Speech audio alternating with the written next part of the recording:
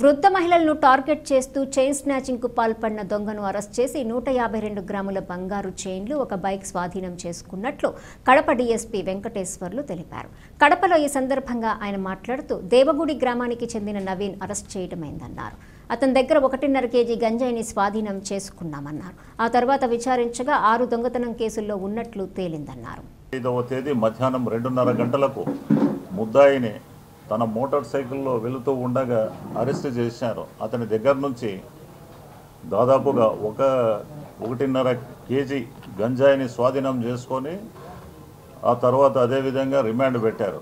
తర్వాత మళ్ళా పోలీస్ కస్టడీకి వేసుకొని అతన్ని తీసుకొని విచారించగా అతను దాదాపుగా 6 కేసులలో చైన్ స్నాచింగ్ కేసులలో ఇన్వాల్వ్ అయి దొంగతనం చేసినట్టుగా పోలీసుల విచారణలో వెల్లడించినాడు.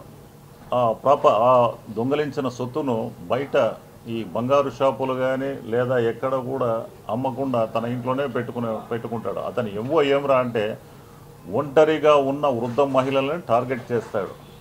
ఆ ఒంటరిగా ఉన్న వృద్ధ మహిళల దగ్గరికి వెళ్ళేది, అలూఫ్గా ఉన్న ప్లేస్లకు పోయి మంచినీళ్ళు కావాలా అని చెప్పి అడుగుతాడు.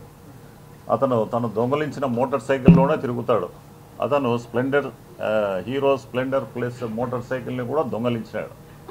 అతను ఒంటరిగా ఉన్న వృద్ధ మహిళలను టార్గెట్ చేసి మంచినీళ్ళు అడుగుతాడు. మంచినీళ్ళు వాళ్ళు ఇచ్చేటప్పుడు వంగి తెగిన బంగారు గొలుసుని తీసుకొని స్నాచింగ్ చేసుకొని వెళ్ళిపోతాడు. అది అతని ఏమో.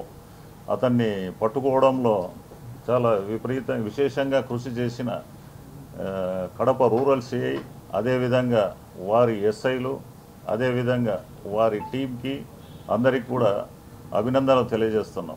ఎక్కడ కూడా సీసీ కెమెరాల్లో క్యాప్చర్ కాకుండా చూసుకుంటాడు.